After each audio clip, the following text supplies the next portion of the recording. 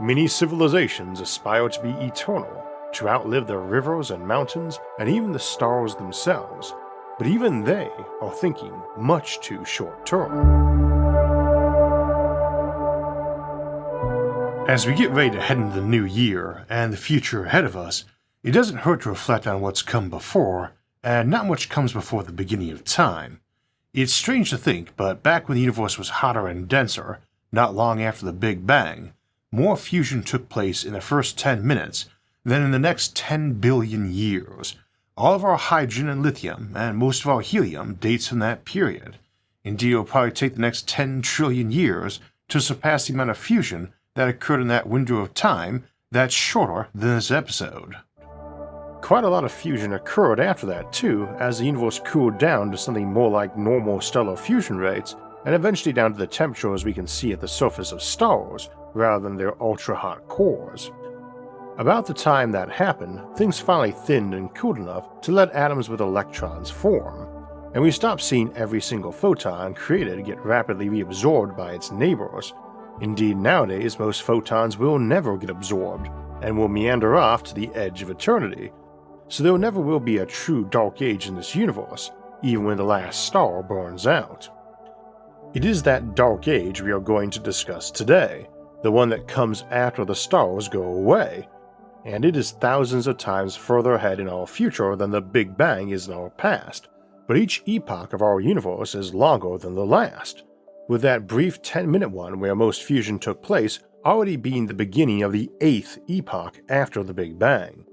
Those epochs didn't last long, and in order after the Big Bang were the Planck epoch, the Grand Unification epoch, the Inflationary epoch, the Electroweak epoch, the Quark epoch, which itself ended just 1 microsecond after the Big Bang and lasted an eternity compared to the previous 4. The next epoch, the 6th age of the cosmos we've identified, was the Hadron epoch. This is things made of quarks like the proton or neutron or meson, and it lasted just 1 second and would be 1,000,000 times longer than the Quark era and 1,000,000,000,000 times longer than the 4 ages before it combined. By contrast, the lepton era, leptons are things like electrons and neutrinos, would go on from that first second to that first minute. Prior to this era, matter was still so dense that neutrinos tend to interact with other particles. As this lepton era draws to a close, all the nucleosynthesis began that made up virtually every atom around the universe, although virtually none of the atoms on Earth. This also begins the photon epoch, which would last for a few 100,000 years, dwarfing the mere instants or even handful of minutes of the previous epochs.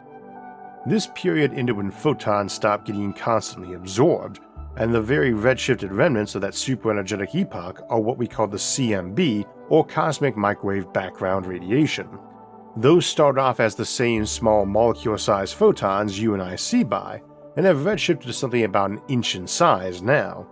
It will keep redshifting until its wavelength is even longer and weaker, from the inch scale of wavelengths of now to those wider than planets and eventually whole galaxies, and immeasurably weak. In a way, this time, the photon epoch is the darkest stretch, in spite of it being blazing bright, because we can't see before then. All the photons created in events of earlier times got absorbed, and so we can't see them or those interactions and events. One day we might have neutrino detectors good enough to let us see the background neutrinos left over from the lepton period and after, all the way back to that first minute after the Big Bang. But for now, we can only see the surface of last scattering, the end of the photon period. After this, we get another period that is typically called the Dark Ages of the cosmos, when things cool too much to give off any visible light, and not much of the lesser infrared. This would take some millions of years until the first stars began igniting and proto-galaxies formed. This marks the beginning of what we call the stellariferous era, and has its own set of epochs, but those epochs before are generally clumped into the primordial era. The stellariferous era dwarfs all those other epochs in times of duration as each of them did their previous ones, as it stretches from roughly 100 million years after the Big Bang till now, and will keep going till perhaps 100 trillion years from now, making it 1,000,000 times longer than the entire primordial era. There are essentially 5 eras after that, and each likewise eclipses the timescale of all those before it, but is dwarfed by the energy and activity of those before it too. The Degenerate era, the Black Hole era, the Dark era, and the Iron Stars era, followed by a second Dark era after that, and then the heat death itself at its end.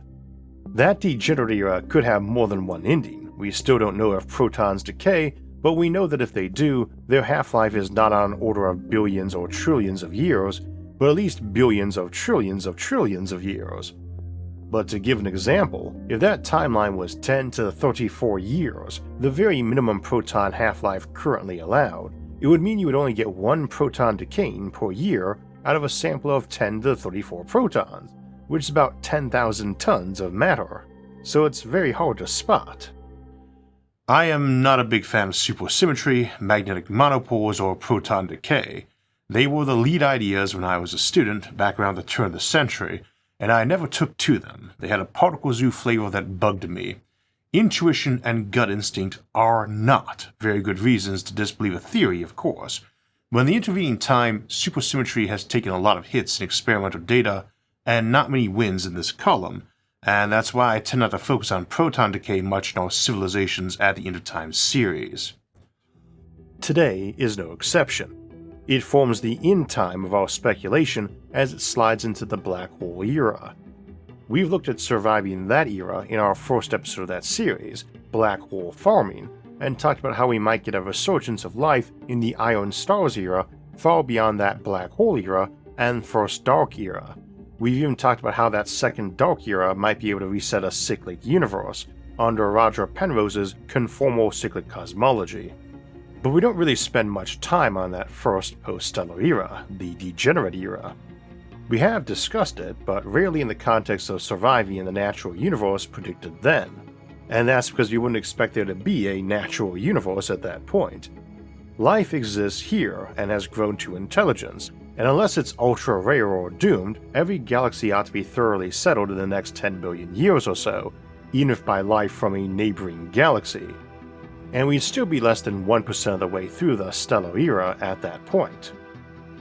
All the mega engineering we talk about on the show presumably would happen, and that includes eventually controlling when stars form and what types form. And that answer might be none. It is quite possible the last stars born in the Milky Way won't be in 100 trillion years, but more like a few million. Anytime we see matter clumping, we head over and snatch it up to use in artificial fusion reactors, or some other power plant or construct. On the other hand, if we decide stars are more economical, we might instead start shepherding the formation of the ones of desired size, and then refueling them by slowly stripping off heavier elements via starlifting, and slowly add more new fuel from stores of hydrogen. There is no obvious limit to how long a star can live if it's fully convective, as many are, stirring its insides around so that the core is not stagnant, but recycling from the upper layers. Lower mass stars owe their long lifetimes, often in excess of 1 trillion years, as much to their contents churning to allow access to all their fuel as to their very slow rate of fusion. They have less fuel than the bigger stars, but they burn it more slowly and more efficiently, whereas the giants use only a fraction of the hydrogen in them before detonating as supernovae. From this we might assume that civilizations that control their stars would use only the dimmest of dwarfs, but this does not necessarily follow. They may not use stars for fusion at all, preferring entirely artificial fusion power generation. They may also use degenerate stars such as white dwarfs, neutron stars, or black holes for the task. Indeed, they might be able to ignore stars as a source of power altogether and draw on some greater source, like vacuum energy or multiversal power sources. We will return to degenerate matter in a moment, but as we can already see, there's many ways a civilization might become post-stellar, some more literal or metaphorical than others. But if they were starbound, we can't take for granted that small stars are what they like. These folks living millions of years in the future, who presumably have either learned all science and technology that's possible, or if not, if that's some never-ending quest, certainly far more than we. If starlifting can be made practical, as seems the case, and if interstellar settlement and shipping can be made practical, as also seems the case, then surely long before our sun has gotten anywhere near the end of its life, we will have mastered these. In our episode Dying Stars, we talked about extending our sun's lifetime indefinitely and what it would take, which is about 600 million tons of hydrogen a second. That may sound like a lot, and it certainly is, but at that rate, if we used all the hydrogen in the sun for fusion, and at that speed, it is enough to fuel the sun for about 80 billion years, not the 4 or 5 it has left before going red giant.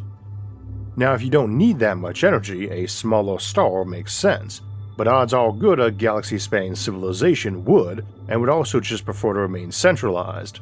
For instance, only stars under 0.35 solar masses are fully convective. Trying for eternal recycling of stars above this mass by yanking out all the matter that's not hydrogen from the upper layers is thus trickier.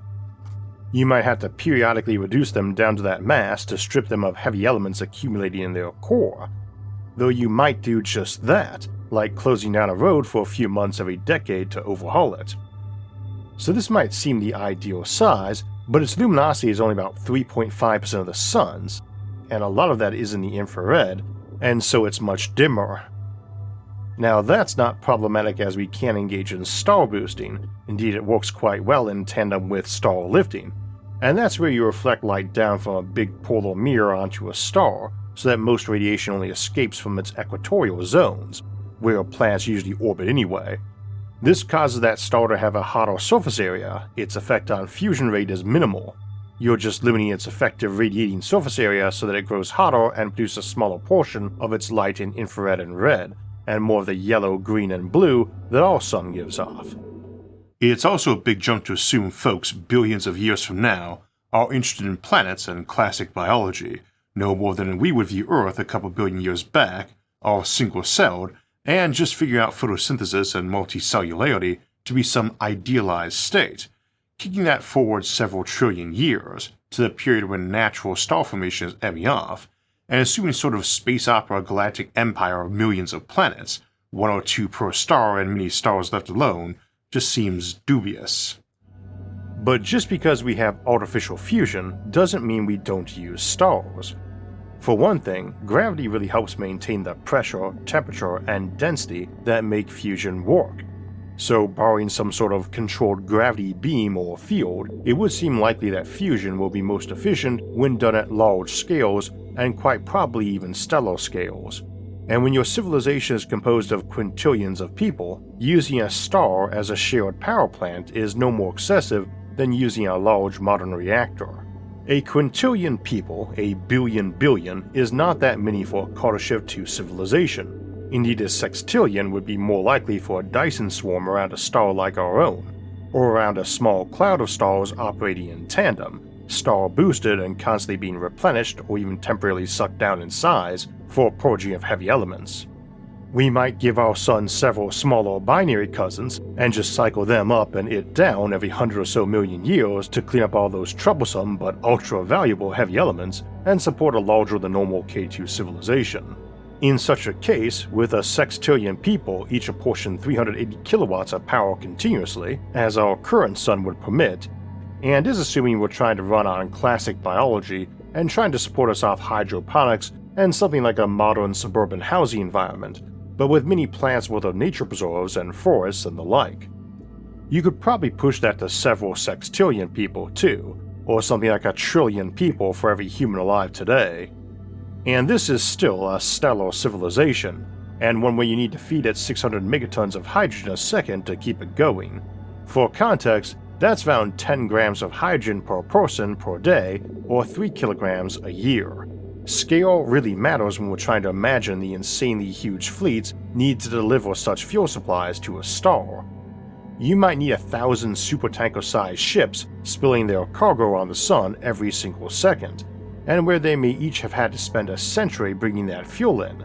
That implies a few trillion supertanker-sized freighters, and if each had a crew of a few hundred, then that's a quadrillion people employed bringing fuel into the sun just on the shipping side. However, if your population is several sextillion, then that's not even 1/1,000,000th of your population doing this work. In truth, you probably don't need a few hundred people to run such a ship, and you probably build it bigger too. Some kilometer-wide and kilometers-long tanker might not even need a crew or just a handful, and carry hundreds of megatons all on its own. Of course, it might be making the trip far longer than a century, since you might be mining out areas thousands of light years wide, and traveling at only a % of light speed.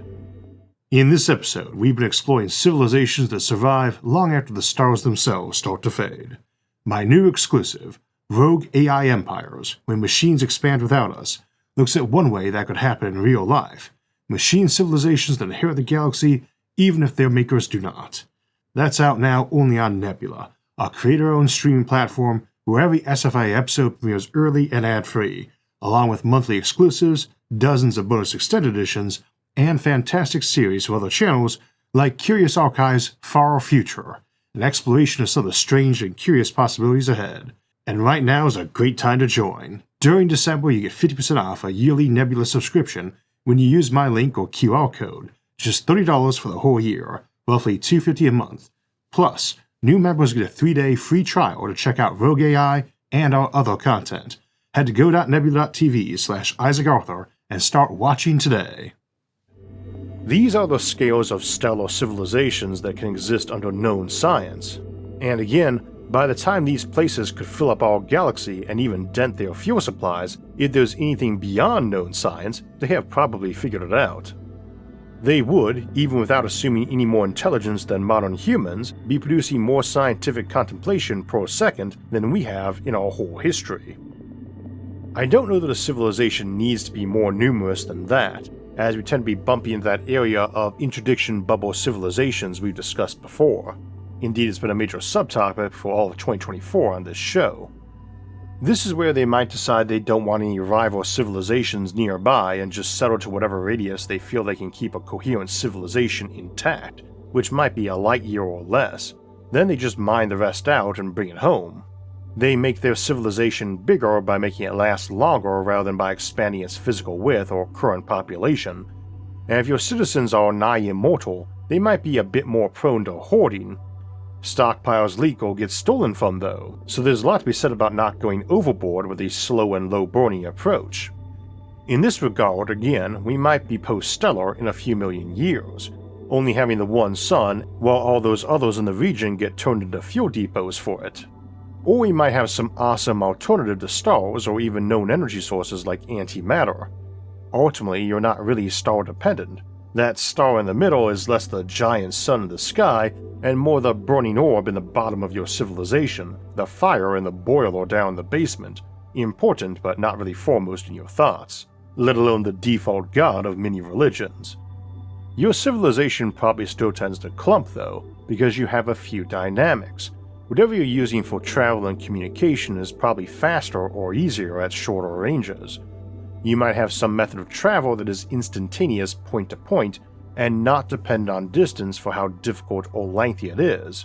But unless you have that, distance is not your friend for maintaining connection to others. And even if you do, there probably is a cost or effort involved, and thus maybe a minimum practical range, so that you only use it for traveling light years, or at least millions of miles, not to the convenience store to get a drink or a snack or download your favorite show. And just for context, let's imagine a population of fully 14 sextillion people crammed into a sphere the radius Earth is from the Sun, a sort of maximally packed Dyson swarm. That sphere is 14 trillion sextillion cubic meters, thus everybody has a full trillion cubic meters to themselves, or 240 cubic miles. So not exactly packed in like sardines. Indeed, even a post-human environment where hyper-efficient megamines might run a person 1,000 times smarter than us on a mere milliwatt of power, they still have a lower density than a plush residential skyscraper, and of course probably live in virtual worlds vastly bigger than the apparent space would be. So again, size is not your friend for maintaining any sort of cohesive civilization. And even one liking this elbow room and where folks really only interact minimally for exchanges of necessary resources or information has no motive to get more spread out than a Dyson swarm already is. That gives us our second limiting factor on heat radiation, which is based on surface area, and there if you want to go up 2 orders of magnitude in power usage or population, a factor of 100, you need to go up in radius by a factor of 10. That gives you 10 squared the radiation surface area, 100, but it also means you have 10 cubed or 1,000 times the living room, for just 100 times the people or power use, so a tenth the density. Go up 4 orders of magnitude, 10,000, and you need to be 100 times wider and have a density just 1% of what it was. 6 orders of magnitude, 1,000,000 for the people or power, and you are 1,000 times wider and 1,000 times less dense. Conveniently, since the universe is constantly expanding and cooling as it ages, it becomes a better setup for contemplating civilizations of this scale as time goes by. Now again, with the resources such civilizations have available, if there's a scientific workaround for getting rid of heat better, they have found it. But much like instantaneous point-to-point transfer, they only get around this problem completely if their heat management capacity breaks those rules completely. So one that's found a clever workaround making them 10 times better at managing heat just has 10 times more people in the same place, and still needs to drop density inverse their radius, or inverse square root of their population as they expand civilization. And the same applies whether they figured out how to pump heat out 10 times faster, or they found a way to run a person or mine on a tenth the power. Maybe they figured out how to crinkle spacetime to make a 1 light-year bubble of space radiate heat out at a rate that a 10 light-year bubble normally would. But like miniaturization, it still just raises the bar, adding another order of magnitude onto numbers that are already too high for us to usefully contemplate from an intuitive perspective. I can say a sextillion people or a quintillion people, and while the former is to ladder what the whole world is to a single large metropolis, it's still just huge to you and me, same as a planet and a megacity both already are. But population density and heat are points I raise a lot in various fashions when we talk about the Kardashev scale civilizations, because it's such a control factor on what we would expect.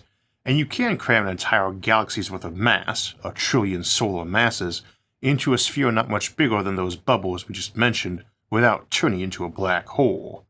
See your episode on galaxy scale megastructures for more on that.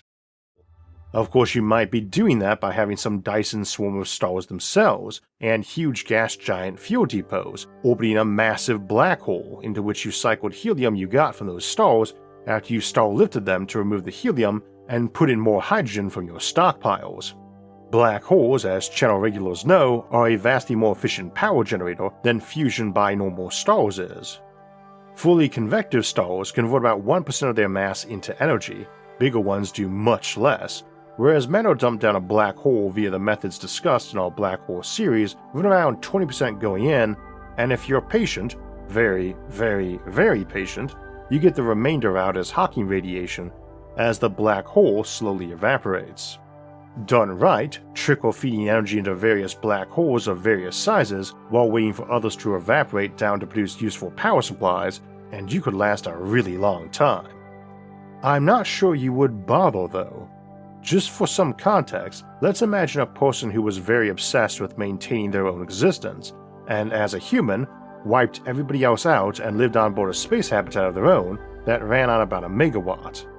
They have no rivals for resources and no external threats in the form of other people, and they slowly use those resources for themselves.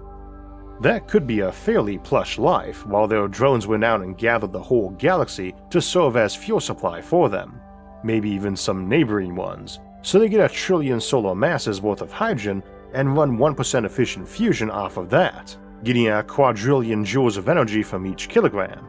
They've got 2 times 10 to the 42 kilograms, so that's 2 times 10 to the 57 joules, which they're using at a rate of 1 million joules a second, 2 times 10 to the 51 seconds. That works out to be 6.4 times 10 to the 43 years, or 64 million trillion years. When that person's fuel finally runs out, this whole galaxy they've eaten for themselves, we will still be barely entering the black hole era, and any natural black hole of a few solar masses has still not evaporated enough to run even the tiniest little light bulb we could barely see as a dot of light in a pitch dark room. So this person dies at this point. If he had been a post-human living on, say, 1 milliwatt of power, not a megawatt, and was running on very efficient power, they might manage to make it over that period where the first natural black hole started giving up, say, 1 milliwatt themselves. and has to make its equipment last insane time frames without maintenance. A thing to keep in mind is that those time frames, 10 to 68 years, what we might call T68, when a small natural black hole would begin to evaporate, don't actually imply some new and abundant power sources around. Because while you might get more energy evaporated between 10 to 68 years and 10 to 69, T68 and T69, than in the entire time before then, those exponents can be deceiving, as T68 is a tenth the time T69 is, so that trickle of energy there is very small. Indeed, a black hole in that range is giving off about a milliwatt of power for only about 10 to 29 years, so you need 10 to 30 of them staggered out over that period to provide a stable milliwatt of power. 10 to 30 black holes that start at 3 solar masses each would mass out at 6 times 10 to 60 kilograms, about 1,000,000 times more massive than the entire observable universe. So even a singular intelligence trying to run on a milliwatt that scoured out every galaxy in our supercluster is not making it to that era where medium and supermassive black holes are going, simply because there's just not that much energy available. Tons of energy, but tons more time. This is where tricks like we used in black hole farming, where you just keep using less and less power for each bit you flip, or thought your brain has, can potentially come in, but these still require degrees of efficiency at maintenance where you're losing maybe only one atom a year to some sort of waste or loss. I'm thinking that if you're a super civilization that's been around for billions of years and you still haven't cracked some sort of infinite power cheat, you're not likely to try to stockpile everything to pursuing Dyson's eternal intelligence pathway, especially as it really isn't eternal. And again, see those episodes for the deep dive. We are reviewing it here to predict how such post-stellar civilizations might act, and my guess is that they won't try those paths. One key aspect of a post-stellar and post-biological civilization is that outside time is not really meaningful. Your brain runs at the rate you tell it to, with the caveat that your thoughts to Joule's ratio is generally going to be higher the slower you go, and your total thoughts or calculations is your effective lifetime, and the total thought or calculations for your whole civilization divided among a sextillion immortals or decillion shorter-lived folks or a few ultra-long-lived megaminds is your civilization's lifetime and what it is presumably aiming to optimize. You probably run slow and speed up only your outer sentries or decision-makers during crises relating to them, and otherwise you run at that optimal speed, which is probably not your slowest speed you can run at, but where you find things optimized once you factor your effective loss rate to attrition, sabotage, theft, decay, and so on. Maybe you determine you can run for a quintillion years optimally, but your resource half-life is basically a quadrillion years, so you run your civilization faster at that speed, presumably 1,000 times faster. Or maybe you run 1,000 times as many people. As to day-to-day life, we really shouldn't be assuming these people are living human-like lives in virtual worlds. That's just the easy conceptual example, but it works fine here anyway. You might be living by yourself in your own paradise, or you might share a world with thousands or trillions of others. In all probability, you do a bit of all of the above, migrating around as mood takes you, and those shared worlds probably are more efficient, thus probably get to run faster or let you run more total lifetime in them, while your personal world is your home, your fortress of solitude, and so on, and maybe you are allotted 1,000,000 years of life, or 1,000,000 life credits, and it gets you 500,000 years in your personal paradise, or 2,000,000 in the shared environments that don't have to use as much computation per person to keep that environment running. Whichever the case though, you would not notice if those computers sped up by a factor of 10 or slowed down to 1,000,000th their normal speed. You might have monitors and alerts to tell you, but the rate at which time is flowing outside your virtual bubble is no more relevant to your experience of things than how fast air or space was physically moving past your sealed habitat. Let's assume for the moment that our population stabilized at 10 billion, and over the next few thousand or million years, we mastered life extension and gradually shifted to a post-biological existence requiring just a milliwatt of power each. We end up using about 10 times the power overall that earlier example of one person on a megawatt space hab with the galaxy's resources had. We were using 10 megawatts, so our time span for that civilization is 6 times 10 to the 42 years.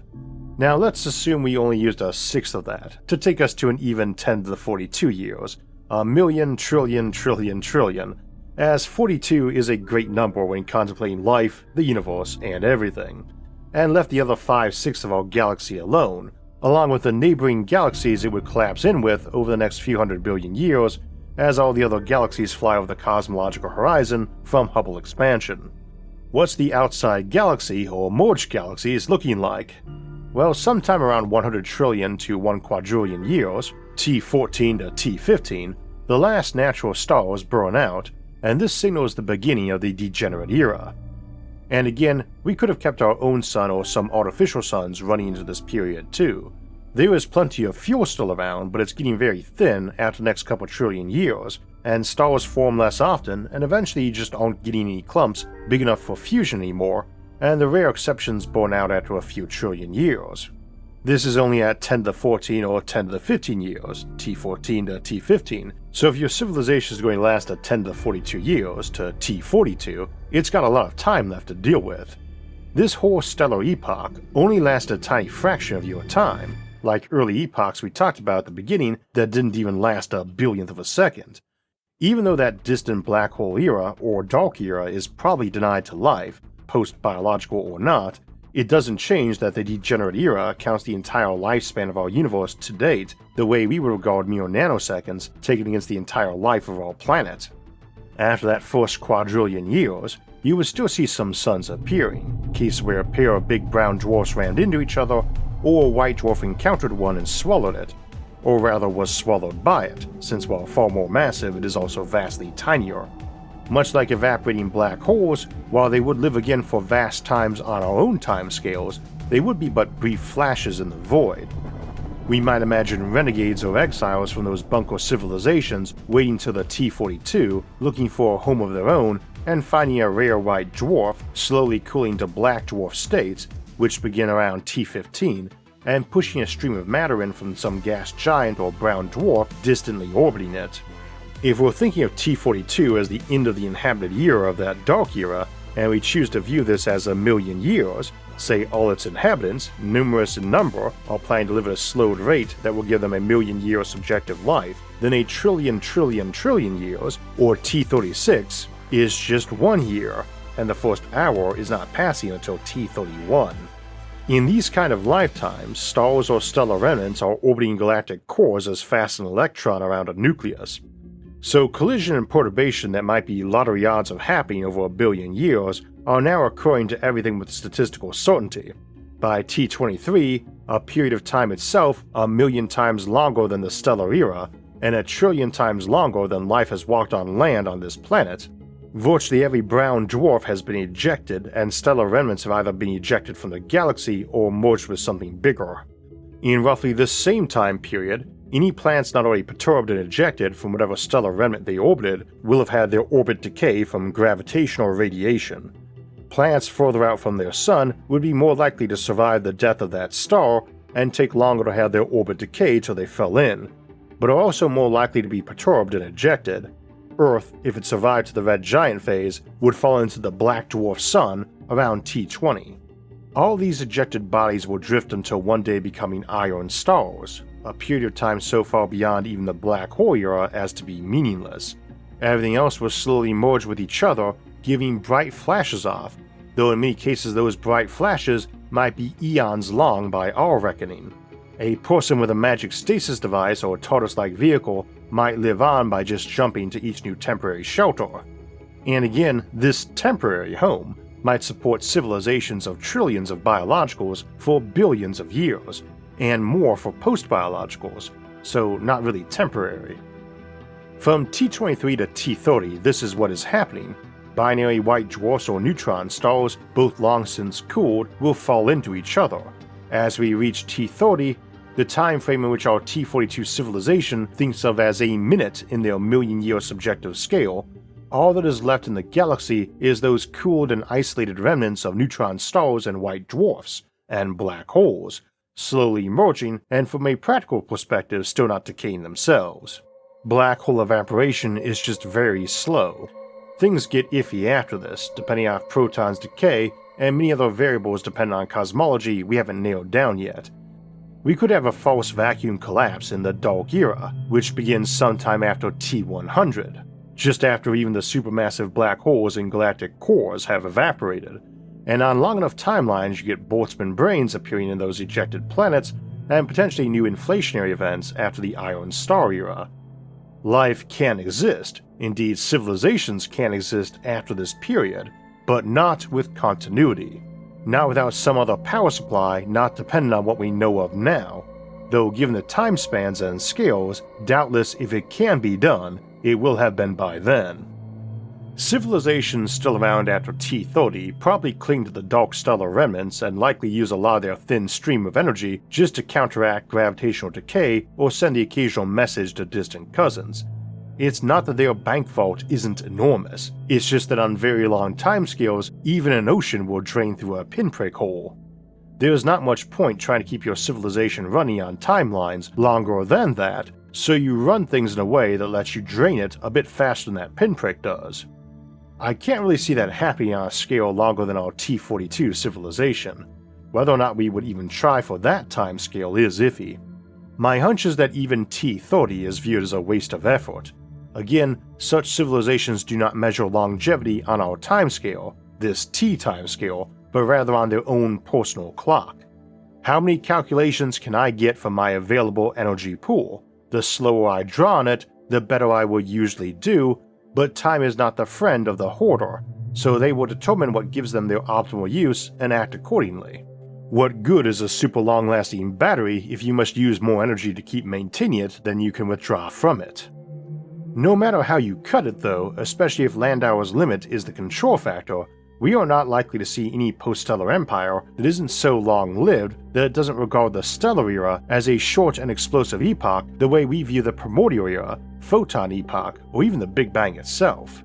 And due to the sheer insane scale of energy available and how much more efficient you can use energy when you're cold, these are not simply slow-motion civilizations stretching out a normal lifetime to a snail's crawl, but those that last untold eons of subjective time too, simply because even when you exist at a billionth of normal speed, a trillion years, a mere T24, is still experienced as a quadrillion subjective years, 100,000 times the current age of the universe.